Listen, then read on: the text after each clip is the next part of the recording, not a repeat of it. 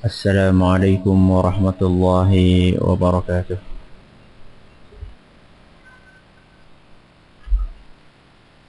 إن الحمد لله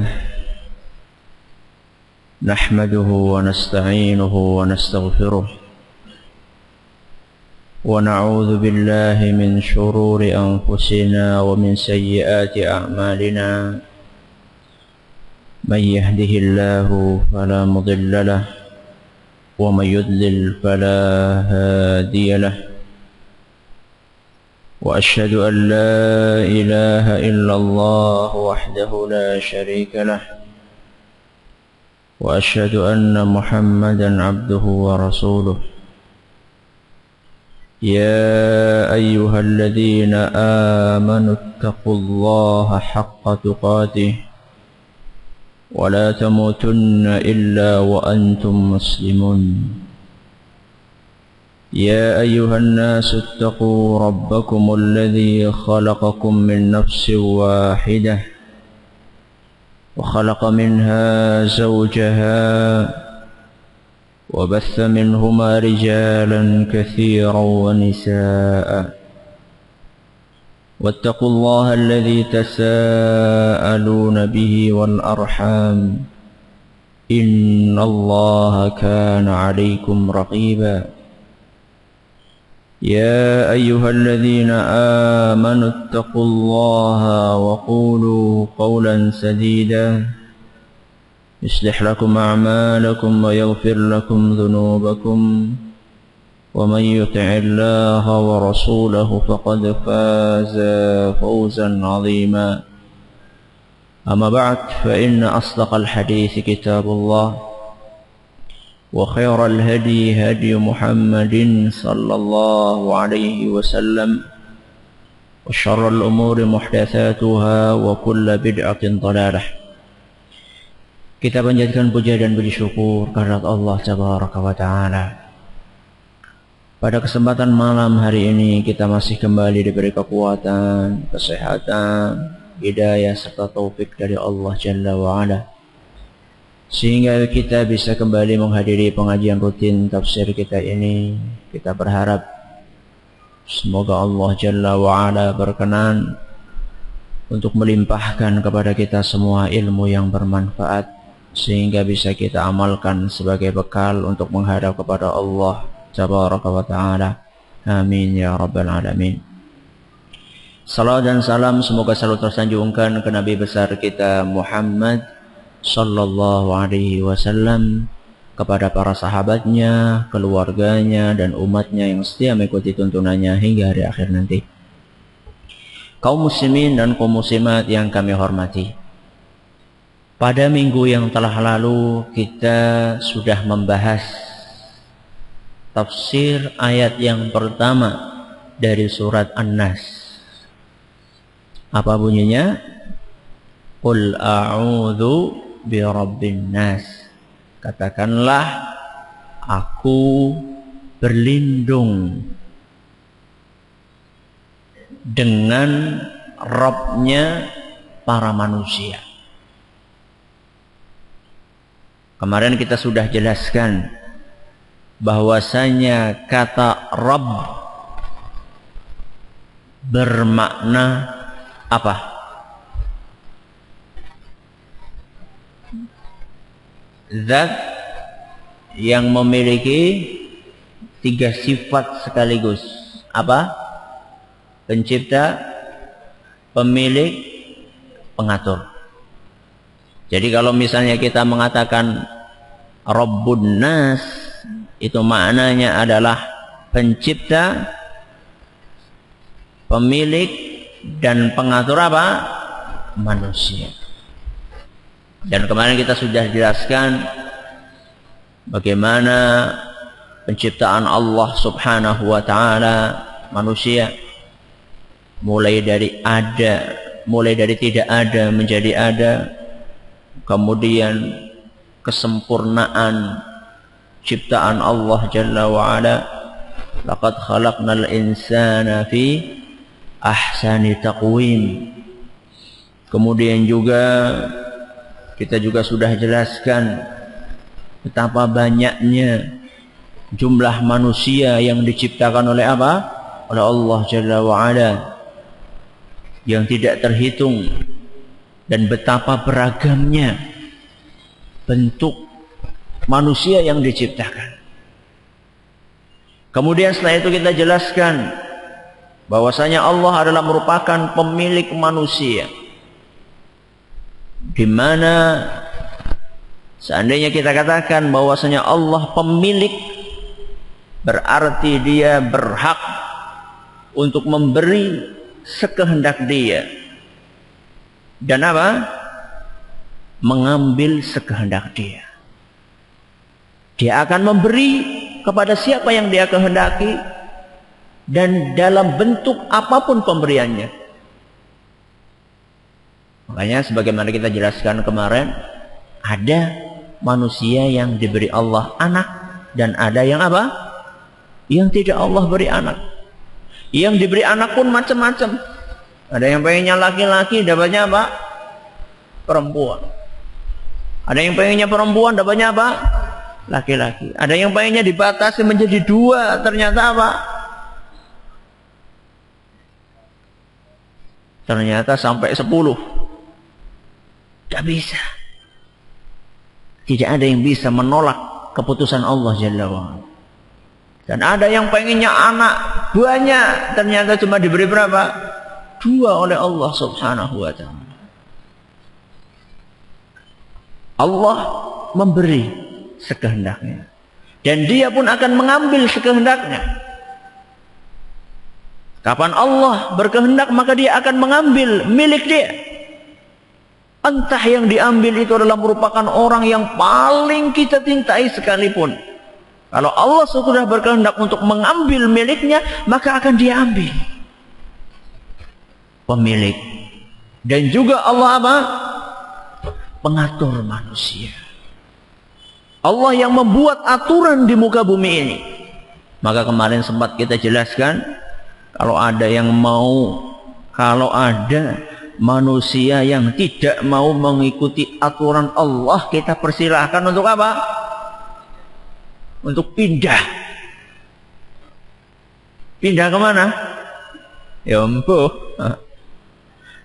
Cari tempat lain yang bukan ciptaan Allah. Kalau nggak mau mengikuti aturan pencipta bumi, silahkan singkirkan diri dari bumi. Ini pengatur. Dan kita akan mengetahui bahwasannya aturan Allah Subhanahu wa ta'ala merupakan aturan yang paling sempurna dibandingkan dengan aturan apapun juga. Makanya kita dapatkan dari dulu sampai sekarang, sampai hari kiamat, aturan Allah itu tidak perlu direvisi. Nah, makanya kita nggak ada dapatkan Al-Quran edisi apa? Revisi. Loh ada Ustaz, apa? Quran terjemah direvisi. Oh, bukan Qurannya yang direvisi, apanya? Terjemahannya. Beda dengan kitab yang dimiliki oleh agama lain. Nah, ada yang lama, ada yang apa? Ada yang baru. Islam tidak. Aturan Allah Jalla wa'ala adalah merupakan aturan yang sangat rapi. Karena Allah Maha Pengatur. Tidak ada aturan dalam Islam yang kontradiksi, itu nggak ada.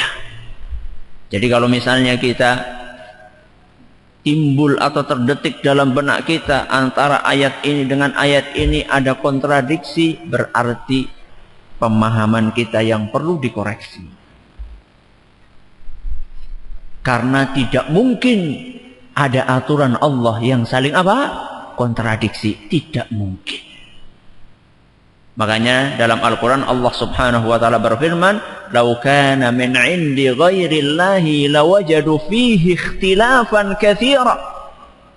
Seandainya Al-Quran itu sumbernya dari selain Allah, niscaya akan didapatkan di dalamnya begitu banyak perbedaan-perbedaan. Begitu banyak kontradiksi. Kalau kitabnya agama lain, wah, gudangnya kontradiksi. Nah, dalam menentukan jumlah orang saja, antara satu kitab dengan kitab yang lain akan bertentangan. Dalam Injil Matta dikatakan kayak gini, dalam Injil Matius dikatakan kayak gini. Di sini disebutkan jumlahnya 200, di sana disebutkan jumlahnya 250. Di sini namanya A, di sana namanya B. Kontradiksi yang begitu jelas. Kenapa? Karena sudah diotak-atik oleh manusia. Memang Allah menurunkan kepada Nabi Isa alaihissalam kitab Injil. Tapi apakah yang ada sekarang itu adalah kitab Injil yang asli dulu? Yang Allah turunkan kepada Nabi Isa alaihissalam? Tidak.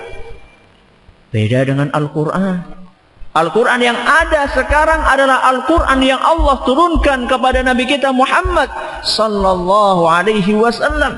Inna nahnu nazzalna dzikra wa inna lahu lahafizun. Kami yang menurunkan Al-Quran dan kami pula yang akan menjaganya. Jangankan sampai ada ayat yang terhapus, jangankan sampai ada surat yang terhapus. Kalau ada satu kata, bahkan satu huruf yang terhapus, niscaya akan ketahuan. Kalau sekarang ada pencetak Al-Quran yang berani menghapus satu kata saja, dijamin kalau ketahuan kaum muslimin dan ketahuan sengaja, tunggu, pabriknya mesti apa? Digeruduk. Hanya dengan menghapus apa? Satu kata. Ini keyakinan kita sebagai kaum muslimin. Namun disayangkan ada di antara orang-orang yang menisbatkan diri mereka dalam agama Islam, meyakini bahwasanya Al-Quran yang ada saat ini adalah Al-Quran yang kurang. Karena sudah dihapus 2/3-nya oleh Abu Bakar dan Umar. Siapakah orang-orang tersebut? Orang-orang Syiah. Ini orang-orang yang meyakini bahwasanya Al-Quran yang ada di tangan kita sekarang itu gak sempurna. Yang sempurna yang mereka namakan dengan Mushaf Fatimah. Yang mana Mushaf Fatimah itu 3 kali lipat tebalnya Al-Quran kita sekarang. Dan dengan di Quran gue, mereka pun gak bisa mendatangkan mana apa Quran yang 3 kali lipatnya Quran yang ada sekarang. Maka hati-hati ya, hati-hati. Setelah kita memasuki ayat yang pertama kemarin, pada hari ini kita akan memasuki ayat yang kedua dari surat An-Nas. Apa? Malikin Nas. Apa Malikin Nas? Raja para manusia. Apa makna raja para manusia? Maknanya Allah merupakan raja yang memiliki kekuasaan tertinggi atas manusia. Ini makna raja para manusia, maknanya adalah Allah merupakan raja yang memiliki kekuasaan yang tertinggi atas manusia dan memiliki pengaturan yang sempurna atas mereka. Dan memiliki pengaturan yang sempurna atas mereka. Allah di sini berfirman, Malikin Nas, raja para manusia. Apa enggak ada raja para manusia selain Allah? Hah? Tidak ada. Enggak ada raja. Raja atas manusia di muka bumi ini selain Allah enggak ada? Ada apa enggak ada? Ada. Tidak ada. Yang benar yang mana nih? Ada. Nah. Apa ya? Ada dan banyak. Ada dan banyak. Loh, sekarang raja-raja sekarang yang ada di muka bumi, dari dulu sampai sekarang kan banyak. Sampai sekarang raja itu ada. Dari dulu sampai sekarang ada raja manusia. Loh, kenapa dikatakan Allah itu adalah di sini raja manusia? Padahal ada raja-raja lain selain Allah yang ada di muka bumi ini. Raja pemerintah. Ada jawaban lain? Bukan raja Ustaz, sekarang adanya presiden. Podo wae. Maksud saya adalah orang yang memiliki apa? Kekuasaan yang tinggi. Kalau memahami tadi makna yang saya sebutkan, bisa jawab.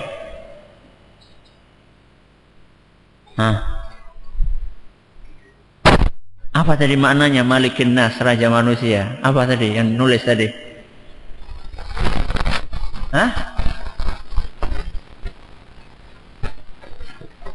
Yang tertinggi. Malikin Nas, raja yang memiliki kekuasaan tertinggi atas manusia. Memang ada raja-raja manusia yang ada sekarang, tapi apakah mereka yang tertinggi? Tidak.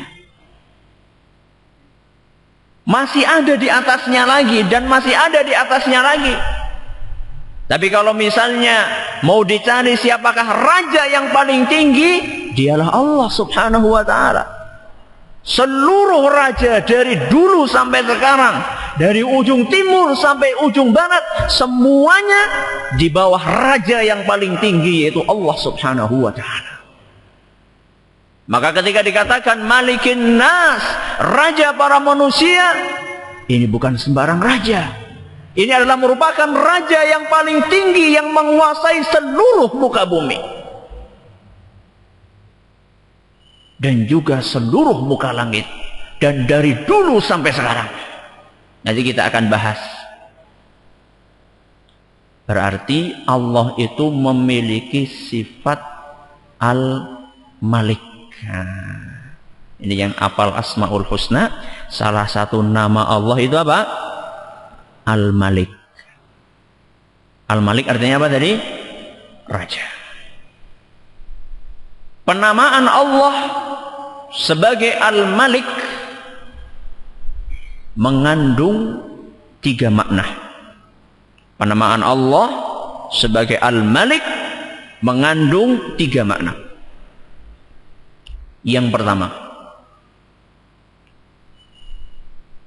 kepemilikan Allah akan sifat-sifat agung raja. Ini yang pertama. Ketika kita menamakan Allah sebagai Al-Malik, ketika Allah dinamakan sebagai Al-Malik, berarti kita telah meyakini bahwasanya Allah memiliki sifat-sifat agung raja. Apa saja sifat-sifat raja yang agung itu? Apa kira-kira sifat-sifatnya? Nah, apa sifatnya raja? Bijaksana. Lagi. Apa? Adil. Lagi. Kuat. Bagus. Wis, gue tok. Kuasa. Ada lagi? Apa? Hah? Pintar. Tegas. Ada lagi? Pendek kata, setiap sifat mulia yang dimiliki oleh raja, Allah memiliki sifat tersebut dan sifat itu sempurna. Maka ketika katakan bahwasanya Allah memiliki sifat-sifat agung raja, berarti Allah memiliki kesempurnaan kekuatan.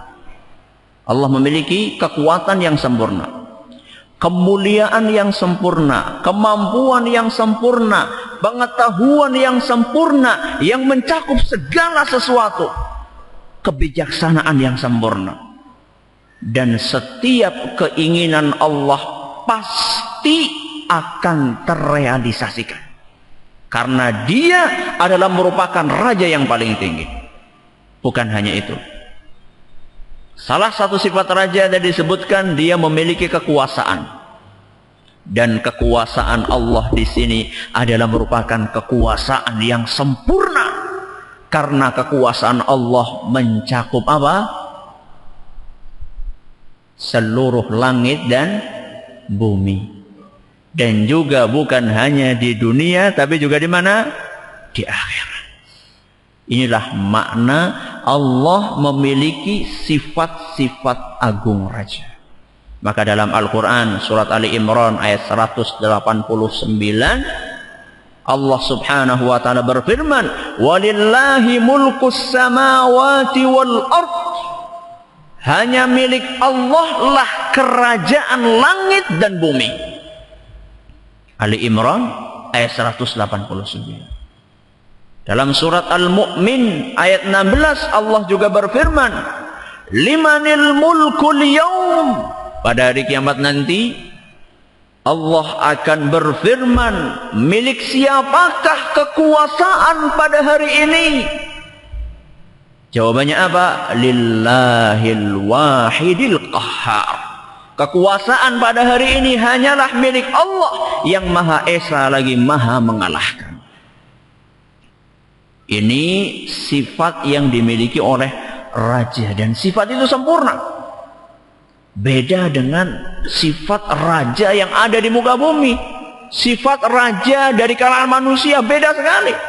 Kalau kekuasaan Allah subhanahu wa ta'ala tanpa batas, maka kekuasaan raja manusia sangat terbatas. Tempatnya terbatas dan juga apanya? Waktunya terbatas. Apa ada di muka bumi raja yang kekuasaannya mencakup seluruh muka bumi? Ada? Hah? Gak ada. Wis gak usah besar-besar. Gak usah satu muka bumi, satu benua. Ada raja yang menguasai satu benua? Gak ada. Itulah kekuasaan raja manusia. Itu kita baru bicara masalah wilayah. Kita belum bicara masalah apa? Waktu. Apa ada raja yang menguasai bumi selama 500 tahun? Pol-polnya berapa tahun? Ya paling orang baru naik jadi raja mungkin umur sekitar 40 tahun. Setelah itu urip-uripe ya paling 50 tahun meninggal. Kalau sekarang malah jabatannya sangat terbatas. Cuma berapa tahun? 5 tahun. Cuma 5 tahun. Itu pun kalau mau diperpanjang apa? 5 tahun lagi, setelah itu apa? Gak bisa. Sangat terbatas kekuasaannya. Tapi kalau Allah Jalla wa'ala kekuasaannya sangat luas, tidak ada batasnya. Baik zaman maupun tempat. Kemudian tadi kita sebutkan bahwasannya pengetahuan Allah sangat sempurna. Beda dengan pengetahuan raja dari kalangan manusia. Sangat terbatas. Banyak di antara raja yang tidak tahu kecuali apa yang ada dalam istananya saja. Dia nggak tahu apa yang terjadi di luar istana. Boro-boro mengetahui apa yang terjadi di ujung kerajaannya. Bahkan yang ada di depan kerajaannya saja, istananya saja dia nggak tahu. Tapi kalau Allah subhanahu wa ta'ala, apapun yang terjadi di atas kerajaannya Allah maha tahu. Allah maha tahu berapa jumlah daun yang jatuh dalam satu hari. Dan jam berapa, menit keberapa, detik keberapa daun itu jatuh. Yang punya pohon mangga siapa? Satu pohon mangga. Siapa yang pernah menghitung dalam satu hari daun yang jatuh dari apa? Pohon mangganya. Kemudian dicatat. Hah? Daun pertama jatuh pada jam 6:35 detik. Daun yang kedua. Mampu nggak kita? Allah subhanahu wa ta'ala bukan hanya satu pohon. Allah bukan hanya satu pohon, bukan hanya satu kebun, bukan hanya satu Indonesia, tapi satu dunia. Dan setiap hari Allah tahu berapa jumlah daun yang jatuh dan kapan jatuh. Mulai dari adanya dunia sampai hari kiamat. Itu kita baru membicarakan tentang daun. Belum kita bicara orang yang sedang ngobrol. Belum kita berbicara tentang kejadian yang terjadi di mana saja. Raja memiliki sifat kasih sayang. Dan kasih sayang yang dimiliki oleh Allah Subhanahu wa ta'ala terhadap para hambanya sangat sempurna. Beda dengan kasih sayang raja-raja yang ada dari kalangan para manusia. Kasih sayang mereka sangat terbatas. Bahkan ada di antara mereka yang tidak menyayangi rakyatnya. Karena rakyatnya hanya dijadikan sebagai sapi apa? Sapi perah. Tapi kalau Allah Subhanahu wa ta'ala sayang sekali kepada para hambanya. Buktinya apa? Buktinya tiap hari kita berbuat maksiat, tapi tiap hari juga Allah melimpahkan kenikmatan kepada kita. Tiap hari mata ini kita gunakan untuk berbuat maksiat. Allah masih sayang kok mata kita masih bisa digunakan untuk apa? Melihat. Tiap hari kaki kita gunakan untuk maksiat. Lisan kita gunakan untuk maksiat. Allah kok masih beri kita kesempatan supaya lisan ini bisa digerakkan sehingga kita mau untuk beristighfar, memohon ampun kepada Allah Jalla wa Ala. Luar biasa kasih sayang Allah Subhanahu wa ta'ala. Apa buah yang akan kita petik manakala kita memahami bahwasanya Allah itu memiliki sifat-sifat sempurna raja? Di antara buahnya, orang-orang yang diberi kekuasaan di muka bumi ini hendaklah mereka tidak sombong. Setinggi apapun kekuasaan dia, itu adalah merupakan kekuasaan yang sangat terbatas. Jadi kalau misalnya ada di antara kaum muslimin yang mendapatkan amanah dari Allah Jalla wa Ala untuk menjadi pemimpin, maka hendaklah mereka tawadhu', hendaklah mereka rendah diri, karena kekuasaan yang mereka miliki, setinggi-tinggi apapun kekuasaannya, maka kekuasaan tersebut sangat terbatas dengan waktu dan juga dengan zaman dan juga dengan tempat. Itu hal yang pertama yang dikandung oleh nama apa? Al-Malik. Yang kedua, kandungan yang kedua, seluruh makhluk merupakan hamba Allah. Seluruh makhluk merupakan hamba Allah. Jadi ketika kita mengatakan bahwasanya Allah memiliki sifat Al-Malik atau nama Al-Malik, maka saat itu kita harus meyakini bahwasanya seluruh makhluk adalah merupakan hamba dari raja tersebut. Apa maknanya? Maknanya mereka semua itu membutuhkan Allah dalam setiap urusan. Dan tidak ada seorang pun yang bisa keluar dari kekuasaan Allah. Dan tidak ada seorang pun yang tidak memerlukan karunia dari Allah Subhanahu wa ta'ala. Apa ada di antara kita yang tidak membutuhkan karunia dari Allah? Ada enggak? Enggak ada. Orang kaya butuh karunia Allah enggak? Butuh. Orang yang kuat badannya butuh karunia Allah enggak? Butuh. Orang yang ganteng butuh karunia Allah enggak? Butuh. Semuanya butuh. Maka dalam Al-Quran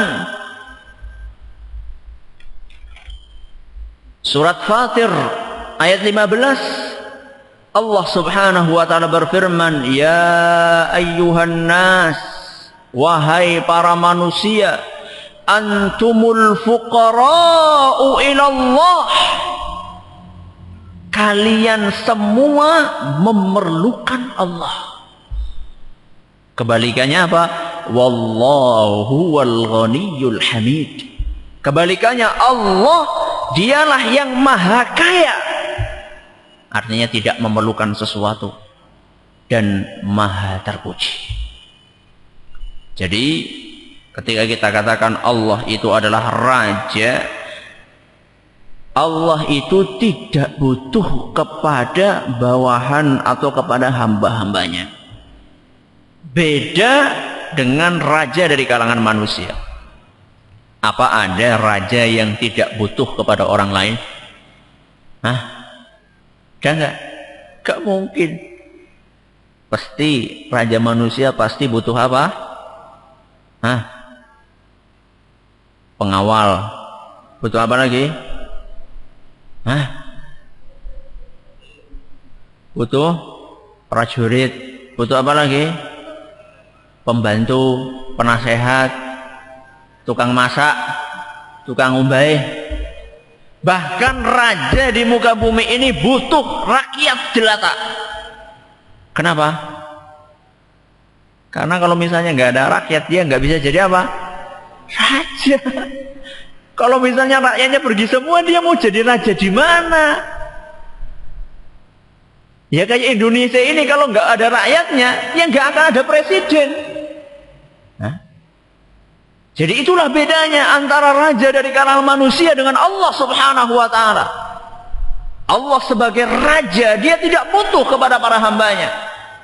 Justru kita yang butuh kepada Allah subhanahu wa ta'ala. Apa buahnya? Kita meyakini hal ini. Buahnya adalah ketika kita beribadah kepada Allah subhanahu wa ta'ala, kita tanamkan di dalam sanubari kita bahwasanya yang butuh itu kita. Apa siapa? Allah. Hah? Yang butuh siapa? Kita. Jadi mbok jenengan itu sholat mempeng itu jangan diharap, oh nyungus, masya Allah. Allah itu butuh dengan ibadah kita. Tidak. Maka ini membuat kita semangat dalam beribadah. Ya.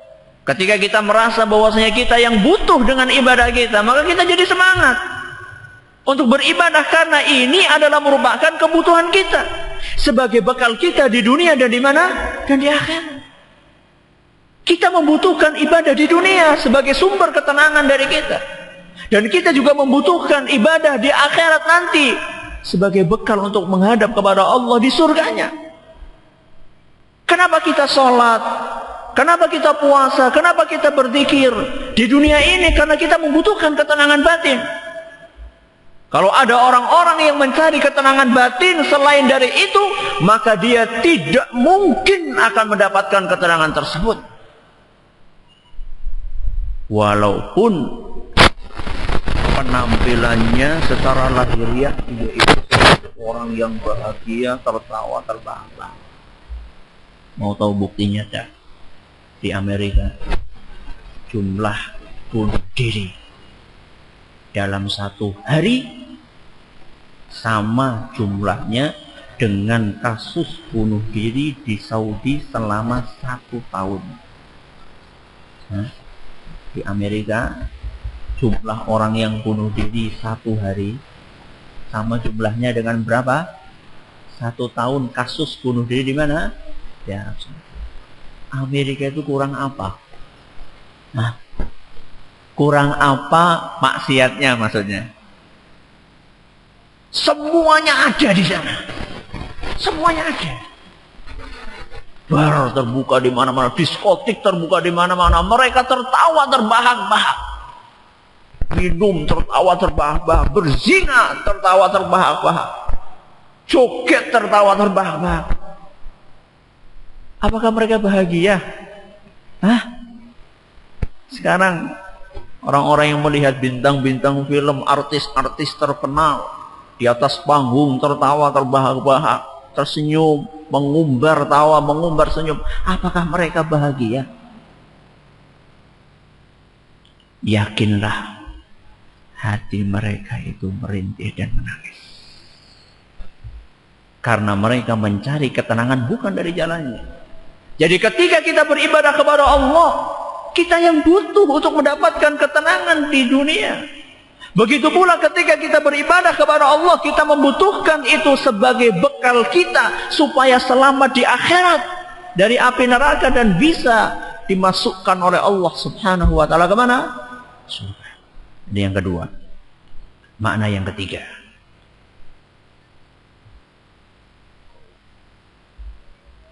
Allah memiliki aturan yang pasti berjalan. Allah memiliki aturan yang pasti berjalan.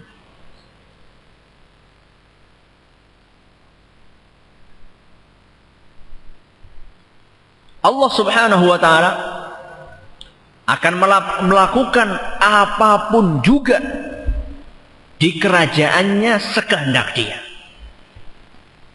Tidak ada yang bisa menghalang-halangi Allah Subhanahu wa taala. Itu maknanya ketika kita katakan bahwasanya Allah itu adalah Malik, Allah adalah Raja, maka kita telah meyakini bahwasannya Allah akan melakukan apapun juga di atas kerajaannya ini sekehendak Dia. Apapun yang Dia inginkan pasti terjadi. Meskipun demikian, meskipun Allah melakukan apapun sekehendaknya, Allah tidak pernah berbuat apa? Zalim. Setiap keputusan Allah pasti apa? Adil. Ini harus kita yakini. Jadi meskipun Allah itu berbuat sekehendaknya, tapi Allah Jalla wa'ala tidak pernah berbuat zalim kepada siapapun juga. Di antara ayat yang menunjukkan betapa sempurna aturan Allah yang ada di muka bumi dan betapa kekuasaan itu hanya di tangan Dia, Al-Quran surat Ali Imran ayat 26 sampai 27. Ini silahkan dibaca sendiri, ya. Ali Imran ayat 26 sampai 27. Ini jelas beda. Beda dengan aturan yang dibuat oleh raja-raja dari kalangan manusia. Sekarang kita hidup di zaman orang yang kayak nenek orang rusak aturan itu apa? Orang mantep. Sudah jelas-jelas korupsi itu nggak boleh. Oh, tetap wae ada orang yang apa? Korupsi.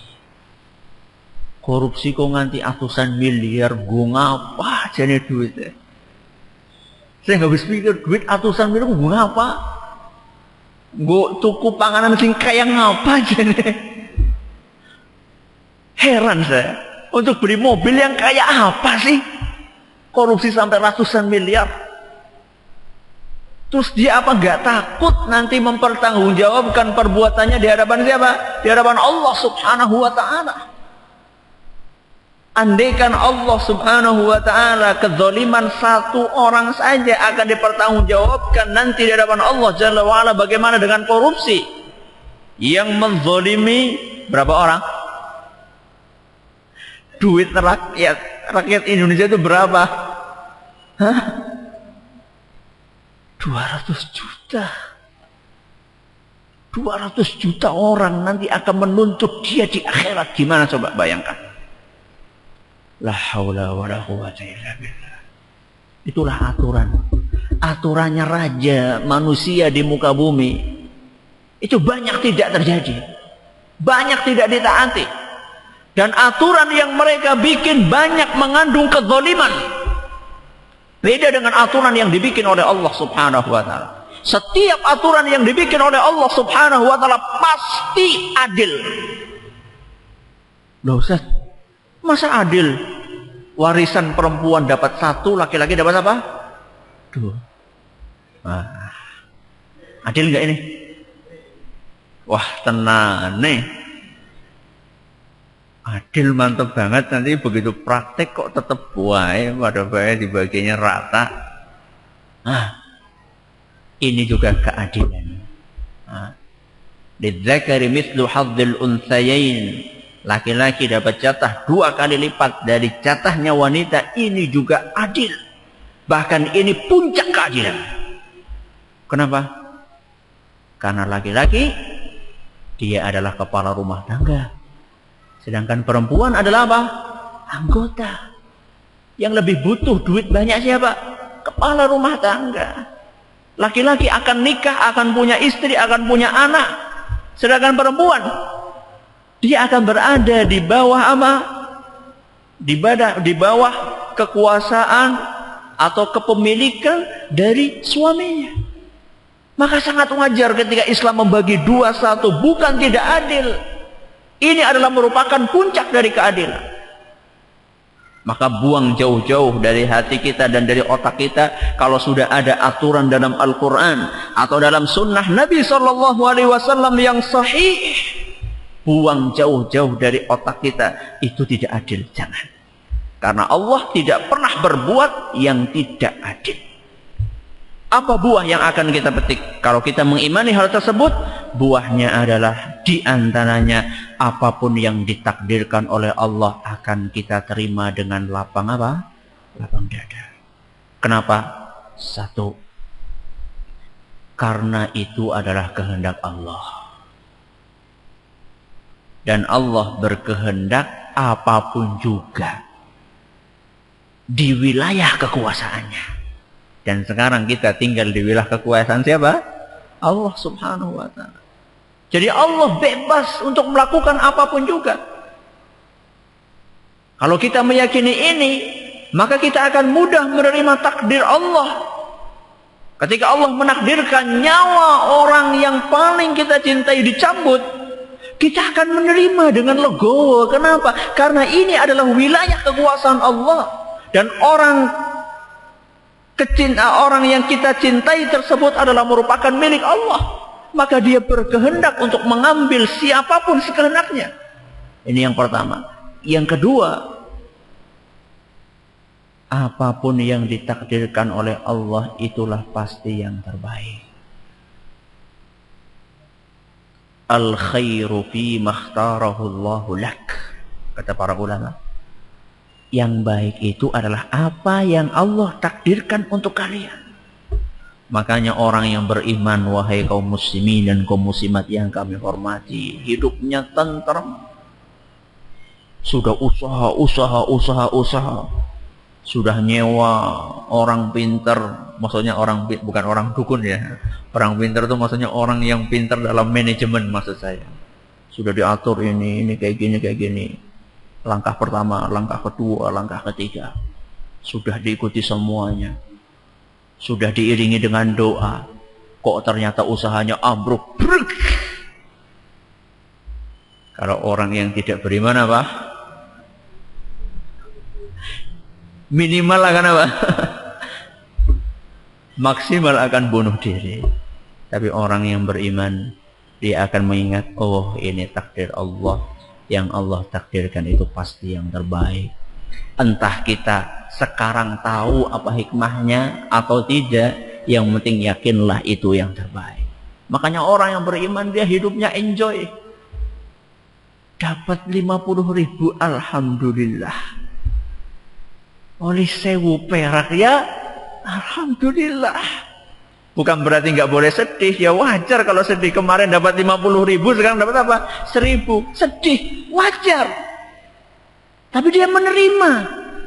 Memang inilah yang ditakdirkan oleh Allah Subhanahu wa ta'ala. Mungkin kemarin saya dapat 50.000 jadi sombong. Di antara pedagang pasar yang ada, nyong dinagi oli 1.000, oli bira. Diselentik. Diperingatkan sama Allah Subhanahu wa ta'ala supaya jangan apa? Sombong. Dinagi oleh kur 1.000 perak. Oh iya, ingin dia nanu karena sombong. Sadar. Jadi apapun yang ditakdirkan oleh Allah itulah yang paling apa? Yang paling baik. Ada pertanyaan? Silahkan. Ya. Allah subhanahu wa ta'ala tidak butuh kepada bawahan atau bantuan siapapun juga. Kenapa kok Allah menciptakan malaikat yang memiliki tugas-tugas yang sudah ditentukan? Jawabannya, Allah menciptakan malaikat bukan karena butuh kepada malaikat. Allah menciptakan malaikat karena hikmah-hikmah yang Dia inginkan. Di antaranya misalnya, Allah bisa nggak menurunkan wahyu langsung kepada siapa? Nabi Muhammad SAW tanpa melalui siapa? Jibril. Bisa nggak? Bisa. Tapi kenapa Allah subhanahu wa ta'ala melewati Jibril? Karena hikmah yang Dia inginkan. Nah, bisa jadi karena Allah subhanahu wa ta'ala ingin memberikan pahala buat malaikat Jibril. Bisa jadi. Dan sekian banyak hikmah-hikmah yang lainnya yang barangkali kita tidak tahu sekarang apa hikmahnya. Dan setiap malaikat tersebut akan membuahkan keimanan. Makanya kan ada iman kepada para malaikat. Iman kepada malaikat buahnya banyak. 1, 2, 3. Di antaranya adalah kita menjadi meyakini bahwasannya setiap apa yang kita kerjakan itu dicatat oleh Allah subhanahu wa ta'ala melalui perantara siapa? Malaikatnya. Jadi ketika Allah subhanahu wa ta'ala menciptakan malaikat, nanti akan timbul ibadah-ibadah lain yang bisa dikerjakan oleh manusia. Di antaranya ibadah yang berkenaan dengan keimanan terhadap apa? Malaikat. Yang jelas, yang perlu kita yakini adalah ketika Allah menciptakan malaikat penjaga neraka, bukan berarti Allah itu membutuhkan kalau nggak ada penjaga neraka, maka neraka akan lari. Tidak. Nah, atau kalau misalnya Allah menciptakan malaikat pembawa rizki misalnya, bukan berarti kemudian kalau misalnya malaikat pembawa rizki itu tidak ada, kemudian Allah apa? Tidak bisa menurunkan rizki. Tidak. Dan di antara hikmah diciptakannya malaikat adalah Allah subhanahu wa ta'ala menginginkan agar ada di antara para hambanya yang murni beribadah kepada Allah subhanahu wa ta'ala. Tidak ada di antara mereka yang melakukan perbuatan maksiat. Itulah bedanya antara malaikat dengan apa? Dengan manusia. Kalau manusia, setaat-taat manusia pasti ada maksiat yang dia kerjakan. Tapi kalau malaikat murni hanya apa? Beribadah kepada Allah Jalla wa'ala. Ada lagi?